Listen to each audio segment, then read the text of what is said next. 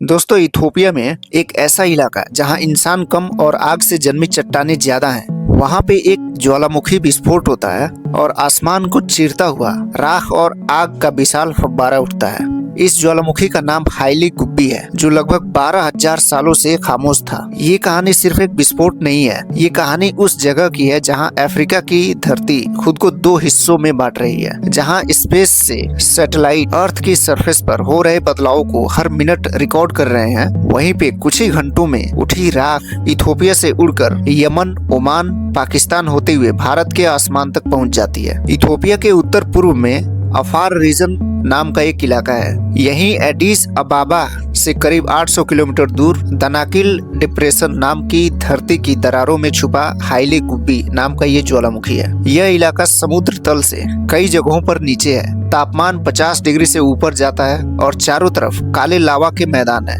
Highly Gubbi एक sealed volcano है, चौड़ा, फैला हुआ, ढाल जैसा आकार का है। इसके ऊपर एक लंबा सा गड्ढा है जिसे ग्रेवन कहते हैं और उसके बीच में एक छोटा कोन और उसकी चोटी पर एक क्रेटर है। साइंटिस्ट के रिकॉर्ड बताते हैं कि 2025 से पहले इस ज्वालामुखी का कोई इरप्टिव हिस्ट्री नहीं था, यानी हजारों सालों से ये एकदम खामोश था। लेकिन ये इलाका सिर्फ एक ज्वालामुखी की कहानी नहीं है, ये है ईस्ट अफ्रीकन रिफ्ट सिस्टम का हार्ट, जहाँ एक महाद्वीप धीरे धीरे दो हिस्सों में टूट रहा है। Nubian plate, Somali plate, Arabian plate. जो इथोपिया के नीचे ये तीनों प्लेट एक दूसरे से मिलती हैं। नूबियन प्लेट पश्चिम की ओर, सोमाली प्लेट पूर्व की ओर और अरेबियन प्लेट उत्तर पूर्व की ओर खसकती है। जहां ये तीनों प्लेटें एक दूसरे से अलग होती हैं, उस जगह को अफार ट्रिपल जंक्शन कहते हैं। यहीं से Red Sea rift, Gulf of Aden rift, East African rift, तीनों दिशाओं में ये फट रही है। जब प्लेटें अलग होती हैं, नीचे से गर्म मैग्मा ऊपर उठता है और समय के साथ यही मैग्मा ज्वालामुखी को जन्म देता है। इसी वजह से इथोपिया और आसपास का अफार इलाका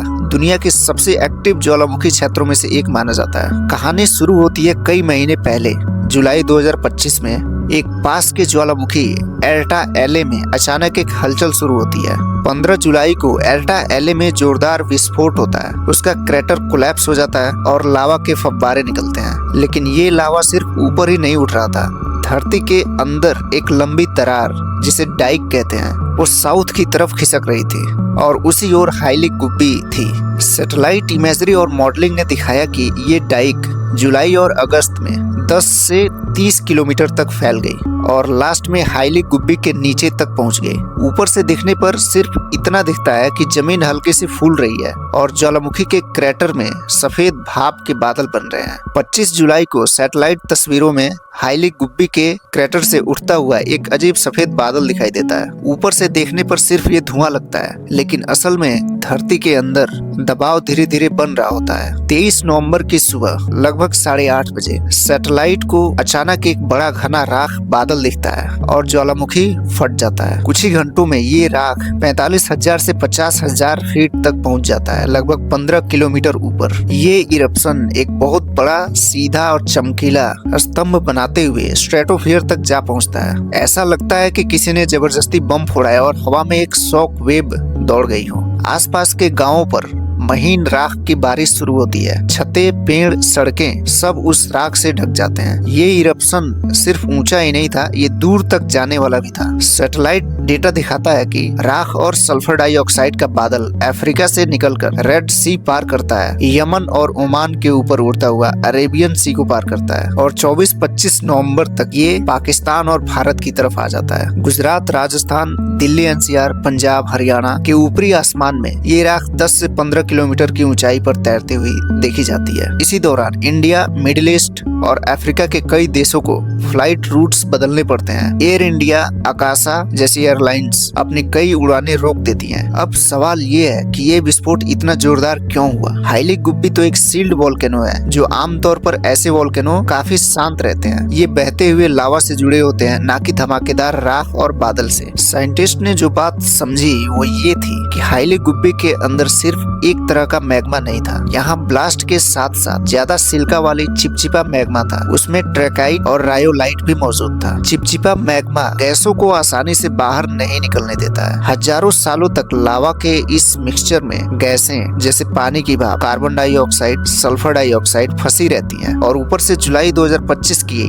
डाइक इरप्शन ने सिस्टम में एक नया मैग्मा और ऊर्जा डाल। ये सब मिलकर दबाव को उस लेवल तक ले गए जहां चट्टाने भी इसे नहीं रोक सके और उसका नतीजा ये बहुत बड़ा विस्फोट हुआ। इस इरप्शन के दौरान 2.2 लाख टन सल्फर डाइऑक्साइड निकला है। हालांकि इस चीज से ग्लोबल क्लाइमेट पर कोई लॉन्ग टर्म में ज्यादा प्रभाव नहीं दिखता है। अफार रीजन के लोगों के लिए ये सिर्फ एक वैज्ञानिक घटना नहीं थी, ये उनकी रोजमर्रा की जिंदगी के बीच अचानक आया एक तूफान था। वहीं के आसपास के गांवों पर राख की मोटी परत जम गई। वहां किसी इंसान या जानवर की जान तो नहीं गई, लेकिन पूरा गांव राख से ढक गया है और जानवरों के पास खाने के लिए कुछ नहीं बचा है। वहां पे पूरे इलाके की अर्थव्यवस्था पशुपालन पर टिकी है, तो इसका असर अर्थव्यवस्था पर काफी ज्यादा पड़ता है। रिपोर्ट के मुताबिक कुछ लोगों को जलन और सांस लेने में परेशानी हुई। कुछ लोगों ने लगातार खांसी की शिकायत दर्ज की। अफार रीजन में गवर्नमेंट की ओर से हेल्थ टीमें दूर दूर के गांव तक मोबाइल मेडिकल कैंपस लेकर गई ताकि उन जगहों पर हेल्प हो सके। इस राख का असर सिर्फ इथोपिया तक नहीं था, यमन और ओमान के ऊपर